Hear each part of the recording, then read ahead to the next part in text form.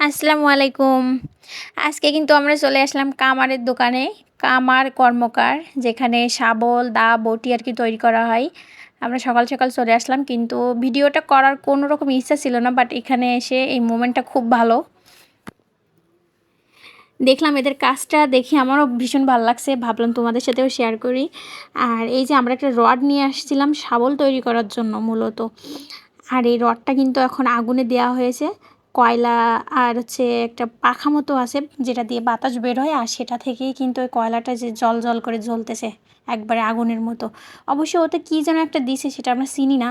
ওই যে গুঁড়া মতো কি একটা দেওয়ার পরে এটা বেশি জ্বলতেছে। আর ওই যে রডটা কিন্তু কয়লার মধ্যে দিয়ে দেওয়া হয়েছে। আর এই আগুনে কিন্তু ওই যে রডটা কাকা কিন্তু টেনে বের করছে। ওই যে রডটা কিন্তু একবারে পুড়ে মানে লাল হয়ে গেছে। তোমরা তো সবাই জানো যে লোহা কিন্তু পুড়লে লাল হয়ে যায়, আর এটা কিন্তু যে কোনো জিনিস তৈরি করা সহজ হয়। আমি খুব মানে খুব আকর্ষণীয় লাগছে আমার কাছে দেখে, এই জন্য আর কি ভিডিওটা করা। তোমাদের কাছে কেমন লাগে তোমরা কিন্তু অবশ্যই কমেন্ট করে আমাকে জানাবে। আর এখানের মানে শব্দটা বিশ্রী একটা শব্দ হচ্ছিল, মানে নয়েজটা এত বেশি ছিল যে আমি ভিডিওটা এডিট করার সময় এটার নয়েজটা অফ করে দিয়েছি। এই যে ওরা কিন্তু মানে কাকার ছেলে, ওরা দুইজন মিলে কয়েকটা বাড়ি দিল, দেওয়ার পরে একটা শাবল তৈরি হয়ে গেছে। বাট এই শাবলটা তৈরি করার জন্য কিন্তু আমার 120 টাকা চাইছে, কিন্তু এটার দাম আসলে 120 টাকা হয় না, কারণ রডটাই আমরা দিছি। আর ওনারা শুধু এই যে বাড়ি বুড়ি দিয়ে আর কি শাবলটা তৈরি করছে, এই জন্য বললাম যে 100 টাকা নিতে। একবারে দুপুরবেলা গেছিলাম তো, এই জন্য আর কি উনি রাজিই হয়ে গেল।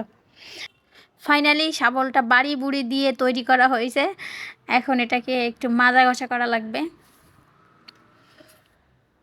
এটাতে কিন্তু আবার ধারও দেওয়া লাগবে, মানে মাটি কাটতে গেলে বা মাটি খুঁড়তে হলে যে শাবলের আগায় যে ধার লাগবে, সেটা কিন্তু এরা এখন তৈরি করবে। সে ধারের জন্য এর প্রথম বাড়ি দেওয়ার কারণে এটা হচ্ছে একটু চ্যাপ্টা কোয়ালিটির হয়ে গেছে নিচের দিকে, তাই একটু কেটে দিচ্ছে আবার। এই যে কাটা শেষ। ভিডিওটা কিন্তু ভালোভাবে করা হয়নি, কারণ এখানে একটু অন্যরকম ছিল আর আনকমফোর্টেবল ফিল হচ্ছিল ভিডিওটা করতে। তোমরা আবার অন্য দৃষ্টিতে দেখো না।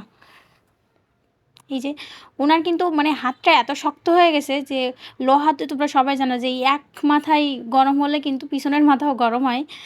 কিন্তু উনি হাত দিয়ে আর কি ধরছে, ধরার পরে পরবর্তীতে কিন্তু আবার পানি দিয়ে করে দিয়েছে। আমরা নিয়ে যাওয়ার সময় আর কি একটা কাপড় বেঁধেছিলাম, কারণ লোহাটাতে একটু জং ধরা ছিল, হাতে লেগে যাচ্ছিলো এই জন্য। কিন্তু কাপড়টা কিন্তু সামান্য পাতলাই ছিল।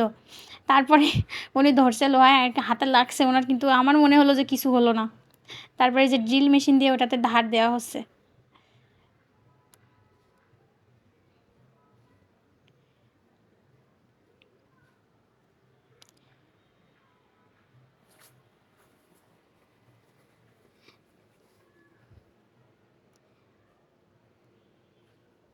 আমি এতদিন জানতাম যে ড্রিল মেশিন দিয়ে কাটাকুটি এইগুলো করে, লোহা বা অন্য কিছু, যে সিমেন্টের এই যে দেয়াল টেয়াল এইগুলো আর কি। কখনো দেখিনি যে ড্রিল মেশিন দিয়ে এভাবে শাবলে বা অন্য যে লোহার জিনিসে ধার দেয়। বেশ ভালোই লাগছিল দেখে, ইন্টারেস্টিং বেশ।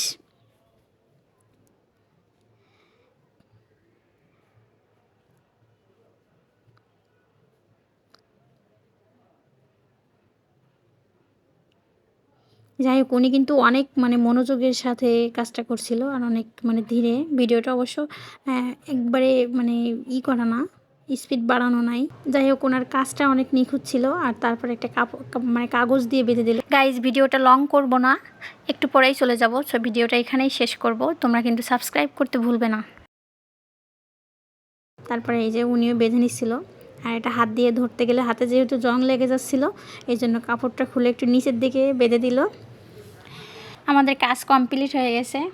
এখন ওখানে বসে থাকার কারণে ওই যে কয়লার আর কি যে ছাই মতো উঠছে, ওটা তো আমাদের দুজনের গায়ে আর কি যে অল্প অল্প দেখা যাচ্ছে। বোরকা, হিজাব, গেঞ্জি সব হয়ে গেছে।